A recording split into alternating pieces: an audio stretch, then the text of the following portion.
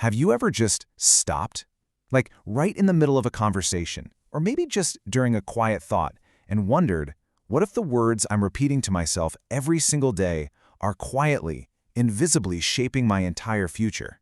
I mean, what if the narratives looping in your head aren't just reflecting your life, but are literally constructing it from the ground up? I mean, just look around. We all know that one person who seems to, effortlessly attract incredible opportunities, right? And then we probably know someone else, maybe someone just as talented, who repeatedly runs headfirst into the exact same obstacles over and over again. Are these just random rolls of the cosmic dice? Or is there some sort of hidden architecture to human behavior and success that we're completely missing? Which brings us to, honestly, the most profound question we can ask ourselves today.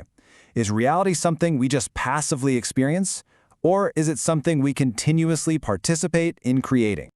Welcome to The Explainer. Today, we're crossing this incredibly fascinating bridge between early 20th century spiritual thought and modern behavioral psychology. And look, our goal here isn't to push a specific philosophy. Not at all. Instead, we're going to impartially investigate some deeply influential historical ideas about the mind and really ask ourselves, how much of this actually aligns with what we now know scientifically about human behavior? Let's dive in. Part 1. A Forgotten Mindset Classic, the 1925 text that shaped modern self-help. So back in the 1920s, you had these thinkers who began aggressively proposing this radical idea that our mental states literally dictate our physical realities. And right at the center of this movement was Florence Scovel Shinn's enduring 1925 classic, The Game of Life and How to Play It. This little book has quietly influenced the entire modern self-help industry for nearly a century now. Shinn was an artist and a metaphysician, and she presented this incredibly structured, almost mechanical view of exactly how the universe operates. In fact, Shinn opens her book with this really striking premise. She says, most people consider life a battle, but it is not a battle, it is a game. She argued that this game of giving and receiving isn't governed by blind chance or dumb luck. No, she believed it's run by incredibly strict, immutable principles. Basically, if you know the rules, you can play the game successfully. And if you don't, well, you suffer the consequences of your own ignorance. Part 2. Life is a game. Rules, principles, and cause and effect. Now, Shinn believed that human imagination isn't just a playground for daydreaming. To her, it's a literal creative force. The idea is that what you image or visualize sooner or later materializes into your actual affairs. It's cause and effect. If you're constantly picturing failure, well, you attract it. But if you train this imaging faculty to picture only good, you bring health, wealth, and opportunity straight into your life. Okay, so to explain how this actually works, Shinn mechanically broke the mind down into 3 distinct departments. First, there's the conscious mind. This is the part that sees life as it appears, which, let's be honest, often focuses on limitation and disaster. Second is the superconscious, which she saw as the realm of perfect ideas and divine design. But the real workhorse here? That's the subconscious.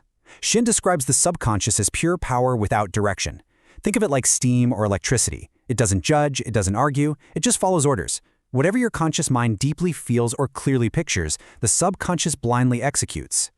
Now, if we look at this through a modern lens, we really have to ask ourselves, are Shinn's mystical laws of the subconscious actually just early metaphorical descriptions of what modern psychology calls conditioned responses? Think about it.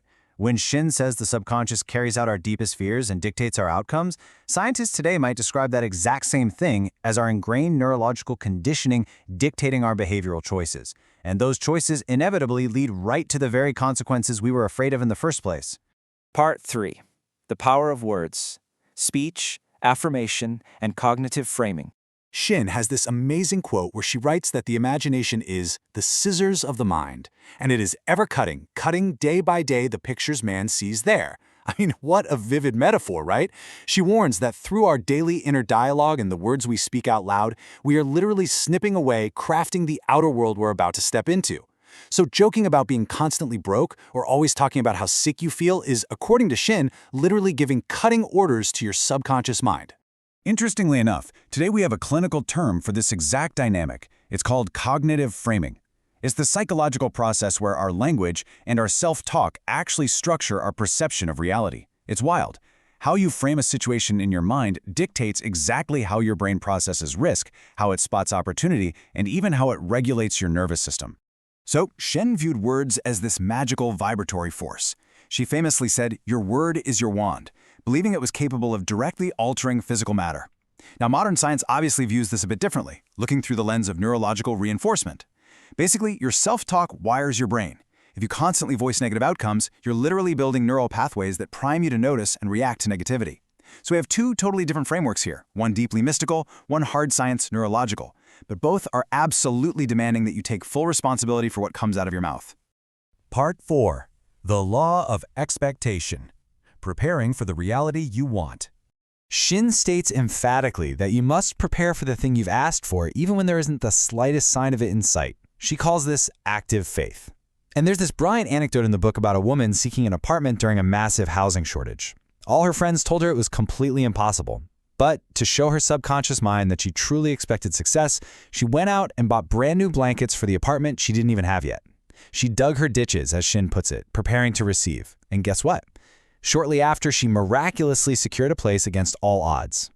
Now, this anecdote perfectly captures a very real, widely recognized psychological phenomenon, the self-fulfilling prophecy.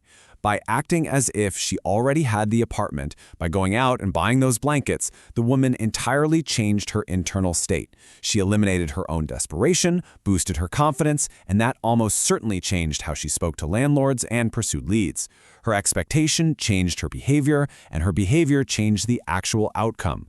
So, impartially speaking, we have to wonder, is what Shin calls spiritual magnetism actually just our brain's confirmation bias hard at work? When you deeply, truly expect a positive outcome, your brain's reticular activating system filters out all the background noise and hyper-focuses on the exact resources needed to achieve that goal. It's a lot like the placebo effect, right? Where the mere expectation of healing triggers real physiological changes in the body. In both cases, our expectations shape our reality by shifting our behavioral and biological baselines. Ultimately, whether you view faith as a divine spiritual principle like Shin did, or simply as a profoundly effective psychological tool, its functional impact is just undeniable. Faith acts as this crucial behavioral bridge. It changes human behavior by stripping away the absolute paralysis of fear. It increases our persistence when we face rejection, and it massively expands our willingness to take bold action. Part 5. Playing the game today. Applying the principles in the 21st century. Because let's face it, human nature hasn't really changed. The limiting beliefs, the emotional conditioning, the subconscious fears that Shin was writing about back in 1925, they are absolutely still causing us to repeat destructive patterns today. Whether we're self-sabotaging a huge career move, recreating toxic dynamics in our relationships, or just doom-scrolling through a digital environment that perfectly mirrors our own inner anxieties, we are still projecting our subconscious scripts onto the world around us. As we pull all these threads together, something really important becomes clear. Whether you believe life is guided by immutable spiritual laws, by the hard wiring of cognitive psychology, or maybe by some mysterious force that perfectly bridges the two, one truth remains absolutely undeniable. The stories we tell ourselves, day in and day out, often become the very worlds we end up inhabiting.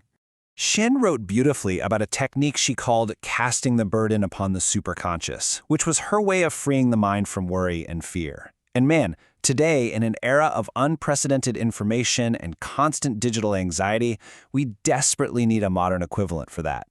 We need practical strategies to release cognitive overload, to stop trying to force every single outcome, and to basically surrender our need for absolute control in a world that is moving way faster than our brains ever evolved to handle.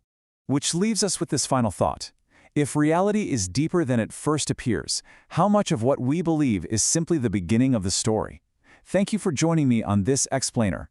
If you enjoyed this journey, please drop a comment below, subscribe, and enable notifications for future journeys with the Cosmic Librarian.